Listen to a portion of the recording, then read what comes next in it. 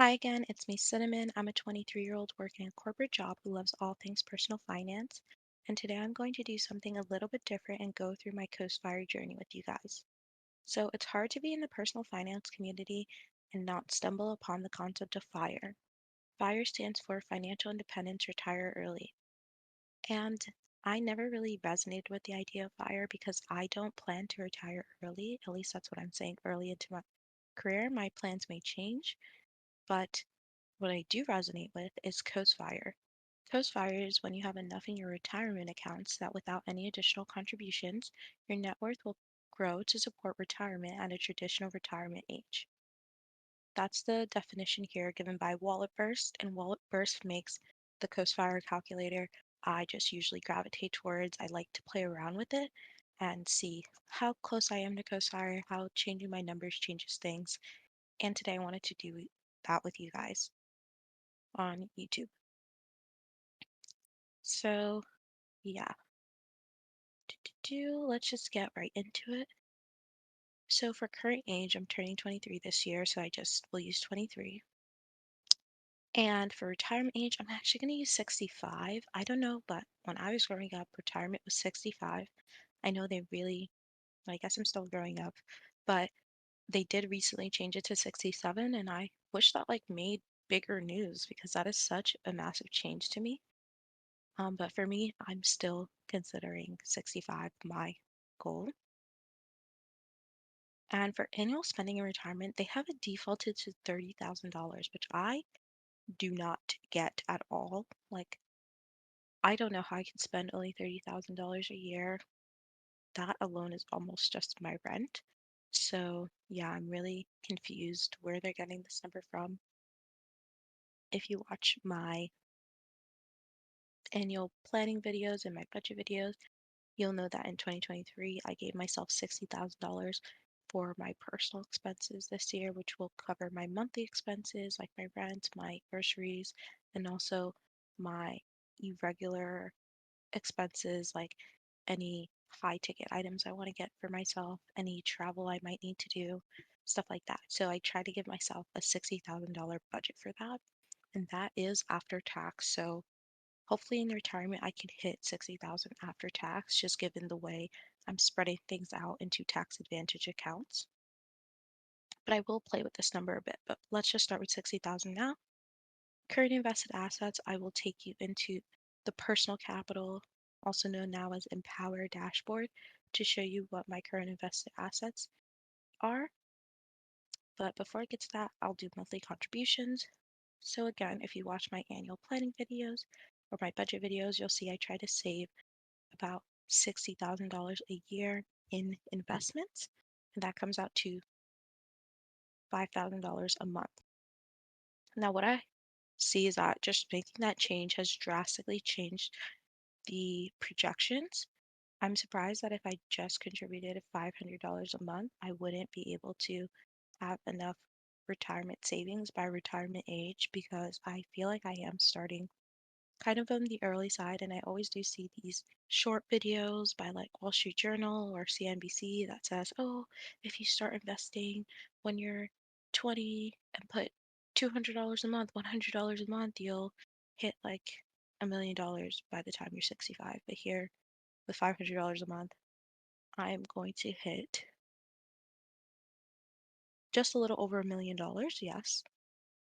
But I also start with 100,000 in current invested assets. So that is interesting. Maybe this annual spending in retirement is like a high number.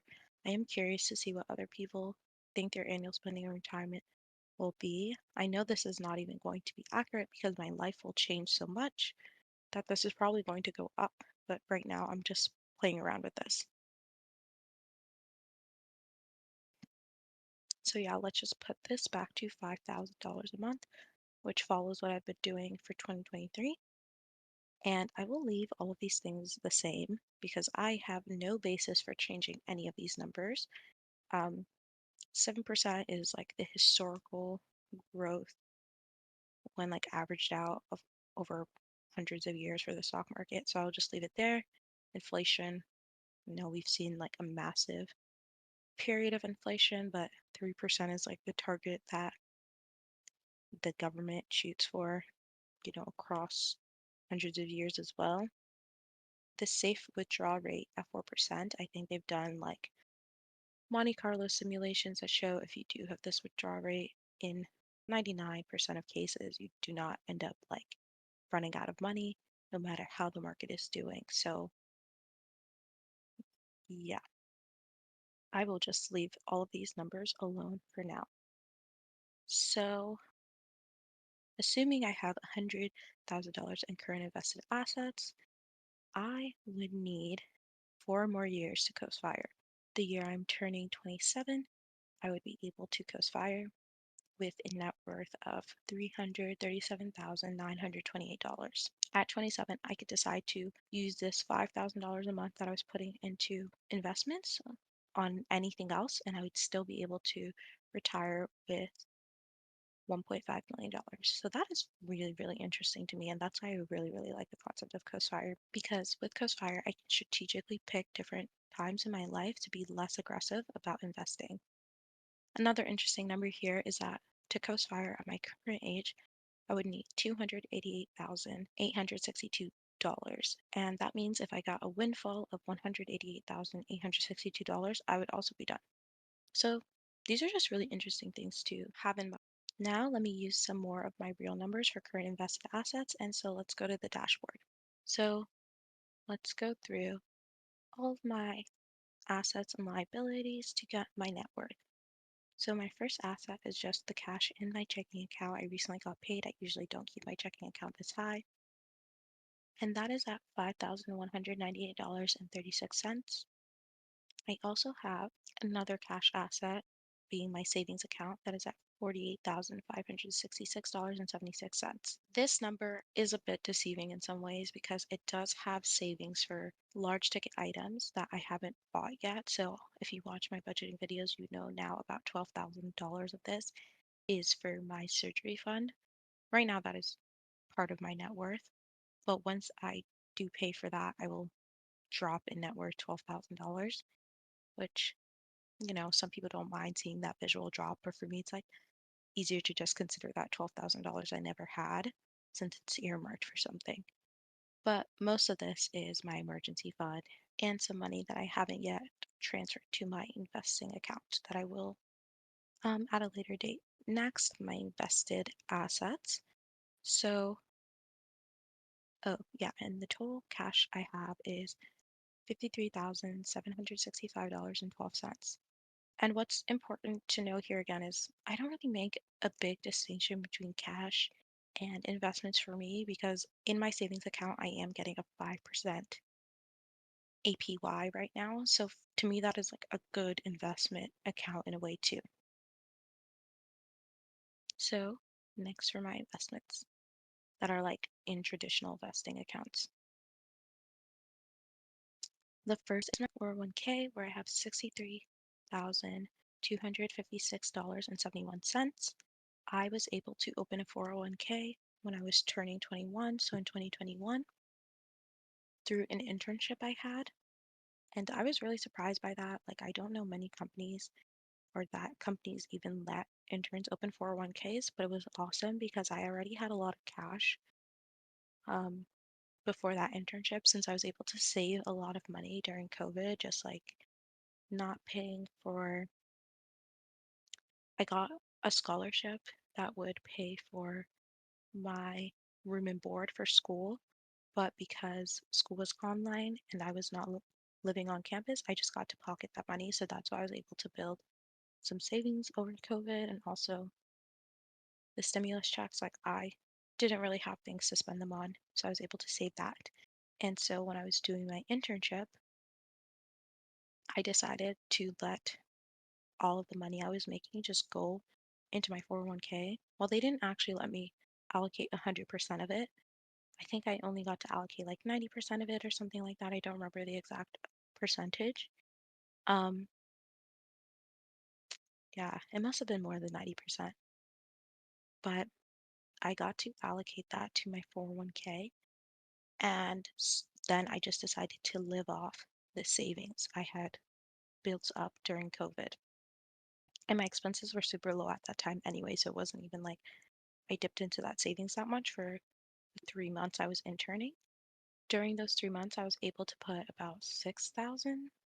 No, I was able to put $18,000 into my 401k. So I almost maxed it out. I was really hoping I would max it out. It was so funny because I was working a lot during that internship. It was a lot of work, but I would get paychecks and they'd be like $80, or I don't remember if it was $8 or $80, but it was something really, really low. And that was because everything I was making basically was going into my 401k. And then when I started working full time, I was able to max out my 401k for 2022, and I'm on track to max out my 401k for 2023. So I got a little bit of an early start with the 401k, and that's why it's at a high balance now. It is not through gains, but I was able to hit this balance. Next, I have my health savings account, which I was only able to open up when I started working full time. But I maxed it out in 2022, and then I'm on track to max it out for 2023. And that is at $7,130.61.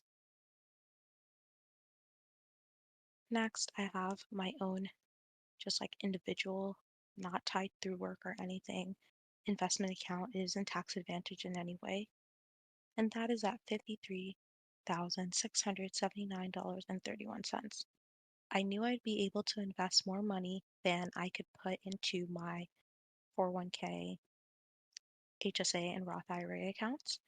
So I just decided to go for a non-tax advantage brokerage account so I could have really easy access to that money whenever I wanted, even though it's not tax advantaged. I think any investment account is kind of tax advantaged because if you do keep your investments for over a year, you pay only long-term capital gains tax, which is 10%, I believe. And that's pretty tax advantaged to me compared to the tax rate I'm having on my W-2 income, which is 3 times that. So yeah, I am still taxed on gains, even though I did pay taxes on contributions, but I feel like that is okay.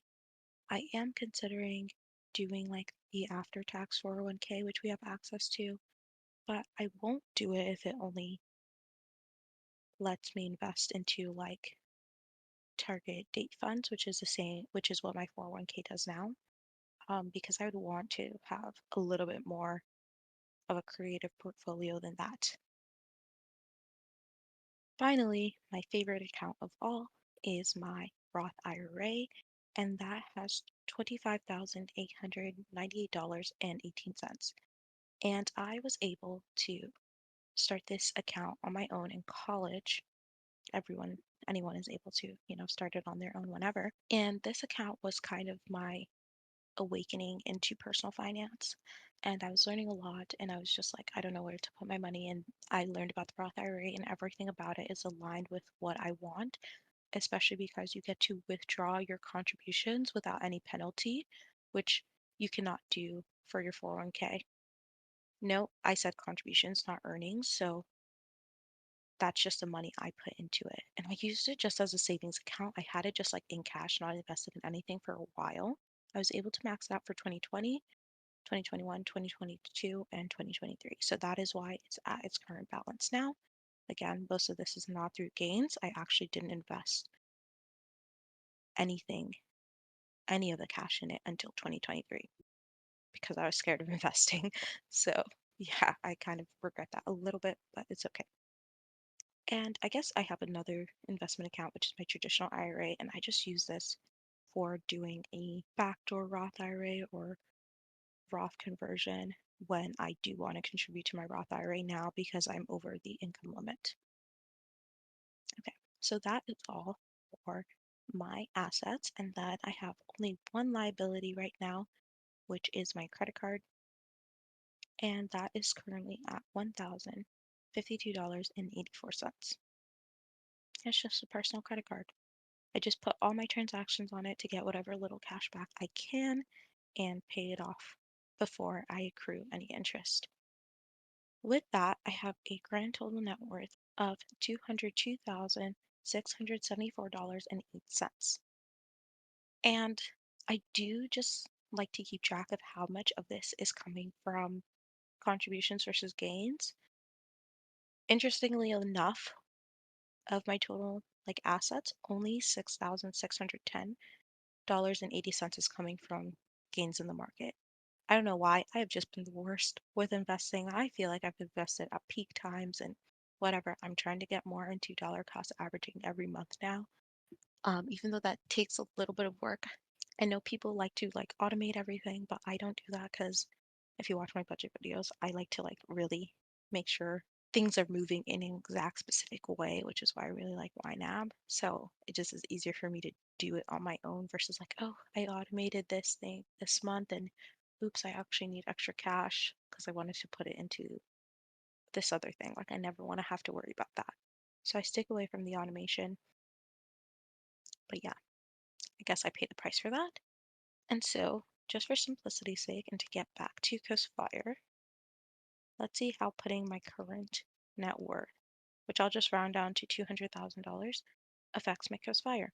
So as you can see, I still have the same coastFIRE at my current age, but now if I was to get $88,000 somehow before the end of the year, I'd be able to coastFIRE at 23.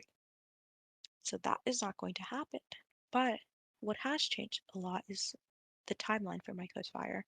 Now I'd be able to coastFIRE in 2 years. So when I'm turning 25 at $312,434. I think it was, let's see, 4 years before. So that reduced the time in half. I feel like I spent a lot of time breaking down my net worth and all my accounts and kind of the history behind them. So this video is getting a little bit long and maybe I'll play around with the calculator a little bit more. But one thing I did want to change before ending the video is checking what would change if I was able to hit my 2024 goal and contribute $90,000. I think I said for 2024 I want to do $90,000 to $100,000. So let's just do the lower bound of that, $90,000 into my investing accounts next year. And for that, I will put in $90,000 divided by 12 is $7,500 a month. And it actually didn't change anything. I am still on track to coastFIRE at 25, but I think it's like more like 25 and a half. That's interesting that it didn't change anything. I thought it would, but that didn't change much. I'd be just a little shy of it at 24, actually. If you look at the specific numbers, like less than $1,000 difference. So that is actually interesting. So at 24, maybe that will be my goal to hit 314 $300,417 in net worth. And I can do that if I hit my $90,000 monthly contribution goal and, underspend in some areas.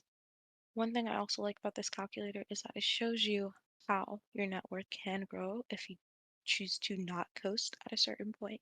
So if I don't coast, I can end up with a net worth. Well, it actually doesn't show you this number that's in the gray, but this looks about like, I don't know, $10,000, $11,000. Nope, $10, $11 million. Um, which is probably way too much. I don't need to do all that. But it is interesting to see how things can just like grow insanely over time. If I continue this investing until this kind of investing cadence until I'm 40, I would have investments close to like 3 million. If I was like 42, I'd have investments close to like 3 million. So that is just something to keep in mind if I ever do change my mind and want to fire at say, let's say 40. How does this change?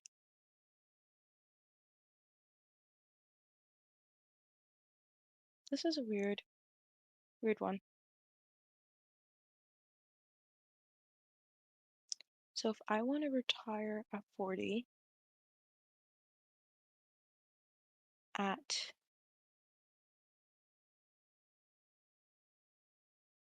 31, I would hit coastFIRE actually. So I could actually fire at 40 with coastFIRE, which I was not expecting. Oh, this is if I have this, let's just do my absolute lower bound, which is 5,000. And yeah, I would still be able to coastFIRE now at 35 to fire at 40. So that is really interesting to just have all of these options available. So that's something I like to play with as well. Maybe I can do that more when I have more time. But this video is so long already.